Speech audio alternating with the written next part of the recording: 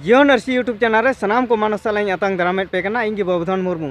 तेहें नोआ वीडियो बनावेट का नोआ वीडियो बनाव रिया असल कथा दो कना जे नोआ वीडियो रे आयमा रकम को कमेंट कना ओका वीडियो को अपलोड कदा ओना बाबत रे आयमा रकम को कमेंट दा ओना रे को एगेर दिंगा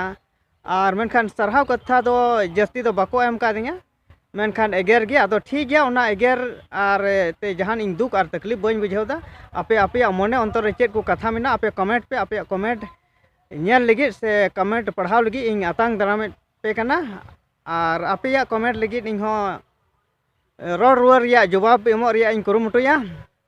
और साथते होला ओका वीडियो अपलोड लेदा ओना वीडियो दो इना अक्षर बाबत इन अपलोड लेदा और ओना अक्षर रे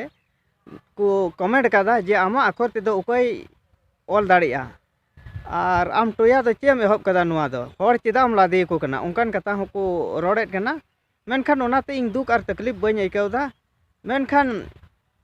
नोआ अक्षर दो अंते नवा गया चिकाते हर को ऑल दाड़िया से नोआ रिया फॉन्ट को बांग बनाव कना मेनखान बनाव लेखा दो नोआते ऑल हुयो गया अदो ओना इयाते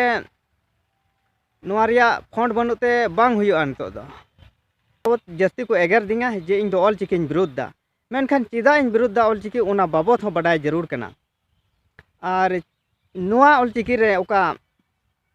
सांताल परगना रिया परसी कना नोआ परसी दो बांग ओलोक कना से बांग पढ़ा कना मेनखान एकेन बांग पढ़ा कान बांग ओलोक कान ओना मेन केते हो बांग हुयुआ जे ओका ठे बांग पढ़ा कना ओका को अक्षर रे भूल मिना चेद को सबाद बांग ऑल पूरा कना से बांग पुष्टे कना ओना को रिया हो जवाब एम जरूर कना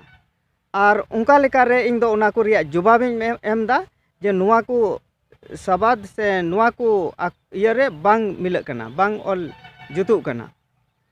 मेनखान अडी आयमा हर दो खाली ऑल चिकी को मेनदा बांग ठीका मेनखान उनको दो बाको लय दाड़े कना से आको हो ऑल चिकी बाको बडाया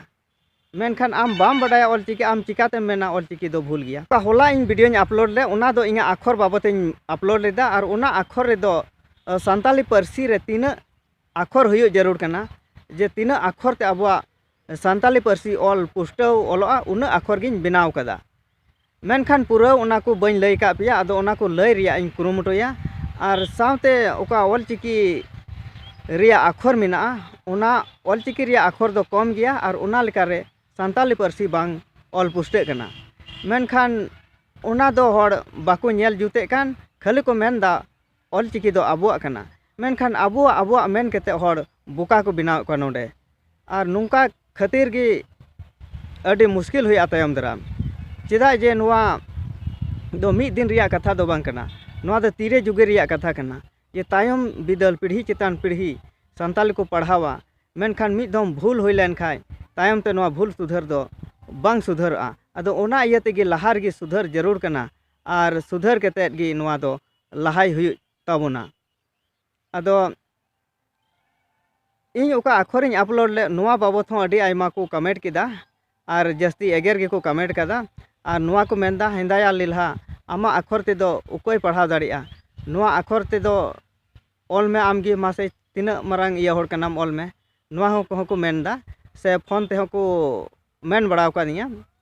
अदो नोंका हंका को मेनदा मेनखान जहां गे मिटे गिद्रे जनाम ना उनी गिद्रे दो तुरंत दो बाय ताड़ामा उनी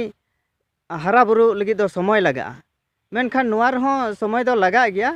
मेनखान इन दो बन मेनदा होय इना अक्षर बोले नित गी इना अक्षर चलुई पे नोआ कथा दो इन तीसो बन मेन कदा मेनखान जहां कुसिया अपनारा और बाय कुसिया बाय अपनारा मेनखान इना दो मिटे प्रचार कना जे प्रचार ते दो आम दो जबरदस्ती दो बन लादियाम कना मेनखान हर को मेनदा आम दो जबरदस्ती नोआ ऑल ओका अक्षरम बनाव का ओनाम लादी को कना मेनखान उनकान कथा दो बांग कना अदो नोआ वीडियो दो नोडे गे मुचाद दा मा सनाम को जोहार।